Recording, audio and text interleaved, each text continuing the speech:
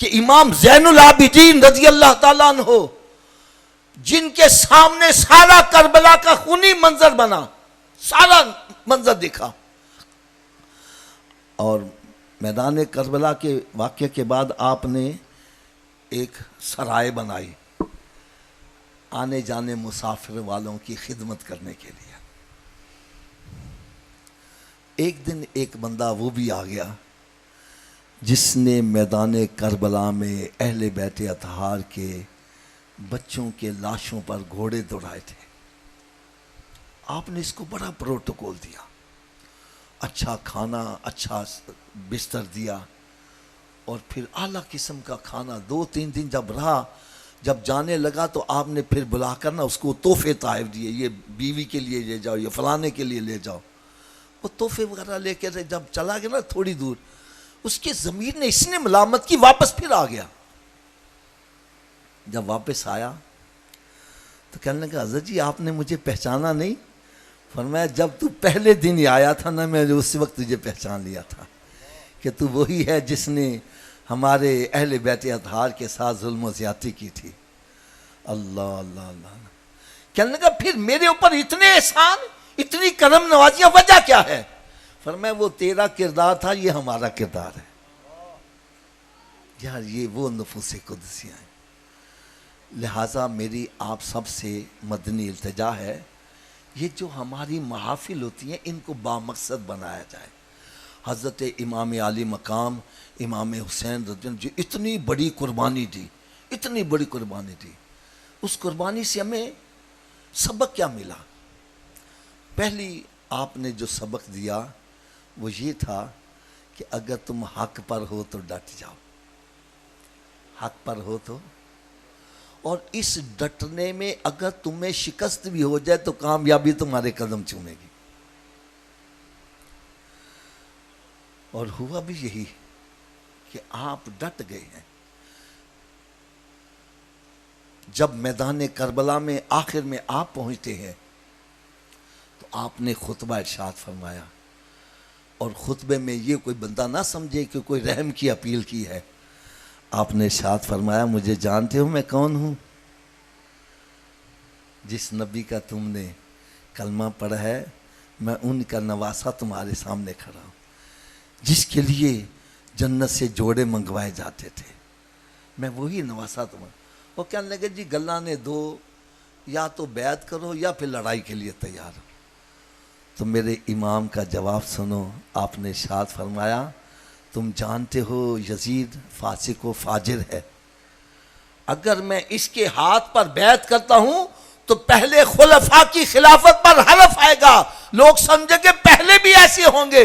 فرمایا میرا یہ ہاتھ جو پہلے خلفاء کے پاکیزہ ہاتھوں میں گیا، اب میں یزید کے ہاتھوں میں کیسے دے دوں؟ میں سر تو دے دوں گا، گردن نہیں کٹاؤں گا۔ اور پھر آپ نے ارشاد فرمایا تم یہ بھی جانتے ہو یزید فاسق و فاجر ہے، میرے نانا کے دین میں تبدیلی کر رہا ہے، اگر میں اس کے ہاتھوں پر بیعت کرتا ہوں تو آنے والی جو امت ہوگی اس تک میرے نانا کا دین اصل حالت میں نہیں پہنچ سکے گا، لہٰذا میں گردن تو کٹا دوں گا، نانا کے دین پر حرف نہیں آنے دوں گا۔ بس پھر آپ نے جب انکار کیا، لڑائی شروع ہو گئی ہے۔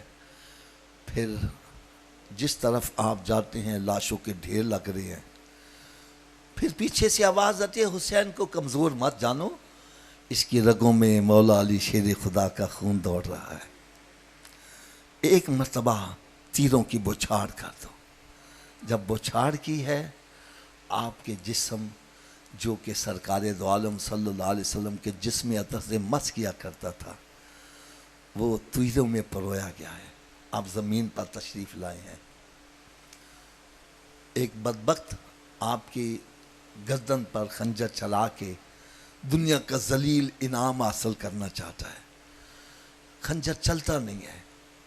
آپ نے ارشاد فرمایا بدبخت تو اس جگہ خنجر چلانا چاہتا ہے جہاں میرے نانا بوسے دیا کرتے تھے۔ کہ حسین کوئی آخری خواہش، فرمایا مجھے 2 رکعت نفل پڑھنے کی اجازت دی جائے۔ بس آپ نے نماز شروع کی ہے، سجدے میں سر رکھا ہے، اس بدبختوں نے پیچھے سے وار کیا ہے، آپ کا سر تن سے جدا ہوا ہے۔ انہوں نے آپ کے سر کو نیزے میں پرو کر اونچا کر دیا ہے تاکہ پتہ چل جائے جنگ ختم ہو گئی، یزید جیت گیا، حسین ہار گیا۔ لیکن کون جیتا ہے کون ہارا ہے اس کا فیصلہ تو وہ کرے گا جس کو یہ پتا ہو یہاں لڑائی کاہے کی تھی۔ بھائی وہاں لڑائی صرف ایک ہی تھی۔ جیسے میرے پاس یہ تصویر ہے، میں کہتا ہوں میری ہے، حضرت صاحب کہتے ہیں میری ہے، ہماری آپس میں لڑائی ہو، جو تصویر لے گیا وہ جیت گیا، جو نہیں لے جا سکا وہ ہار گیا۔ بھائی وہاں لڑائی کاہے کی تھی؟ صرف ایک لڑائی تھی۔ یزید کہتا نا میری بیعت کر لو، آپ نے فرمایا بیعت نہیں کرنی۔ اس نے ظلم و ستم کی اخیر کر دی لیکن میرے امام کو بیعت کے لیے آمادہ نہ کر سکا۔